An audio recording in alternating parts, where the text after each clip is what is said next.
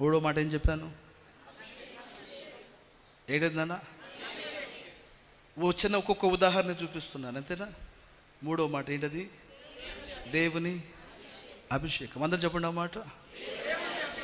మళ్ళీ చెప్పాలి అందరూ. దేవుని అభిషేకం అంటే ఏంటి? It is the power of God to always have an authority and victory.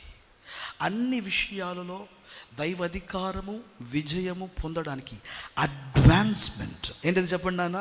నీ జీవితంలో ఉన్నతమైన స్థాయికి అండ్ ఎక్సెలింగ్ పవర్, ఉన్నతమైన స్థితికి తీసుకుని వచ్చే దేవుని శక్తి, అంటే మనుషుని ఊహలకు మించిన కార్యాలు జరిగించగలిగిన ఆ శక్తినే మనం దేవుని అభిషేకం అని అంటున్నాం.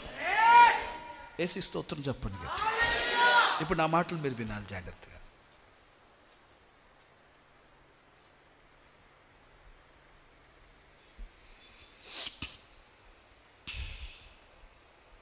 సముద్రములో ఉన్న నీటి బిందువులు వింటున్నారా ఎన్ని ఉంటాయో? సముద్రములో ఉన్న నీటి బిందువులు ఎన్ని ఉంటాయో అదే రీతిగా అభిషేకం కూడా అన్ని కోణములు కలిగినది. మళ్ళీ చెప్తున్నాను, ఇది ముఖ్యం. చాలామందికి అభిషేక విషయాలలో ఉన్న వ్యత్యాసమైన కోణాలు తెలియదు. నీ జీవితంలో ఎన్నడూ ఊహించలేని, వింటున్నారా, ఊహించరాని సుఖ సూర్యుని కిరణములు ఎన్ని విధములుగా ఉంటావో, వింటున్నారా, అభిషేక కిరణాలు కూడా అన్ని కోణాలలో, అన్ని డైమెన్షన్స్లో ఉంటాయి అన్నమాట. దేవునికి స్తోత్రం కలుగునుగా. ఇప్పుడు వాక్యాన్ని, ఆ మాటలు మీరు చాలా జాగ్రత్తగా మీరు వినాలని నేను ఆశపడుతున్నాను.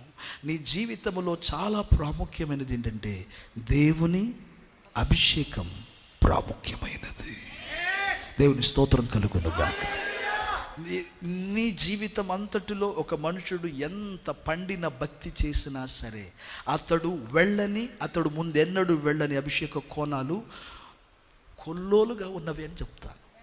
ఇది యథార్థమైన సత్యం. ఒక మనుషుడు ఎంత భక్తి చేసిన వాడినప్పటికీ అతని జీవితంలో తన ముందు ఎన్నడూ వెళ్ళని వర్జిన్ డైమెన్షన్స్ ఆఫ్ అనాయింటింగ్, మునుపు ఎన్నడూ ప్రవేశించని అభిషేక కోణములు ఎన్నో ఉన్నవి. అంటే దాని మాట, he did not tap in to the power, the dimension of the power of God.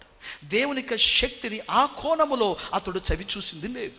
ఆ మాట భావం అది. దేవునికి స్తోత్రం కలుగునుగాక. మంచి చెప్పాలి హల్లెలూయా. ఇంకా గట్టి చెబుతారా హల్లెలూయా.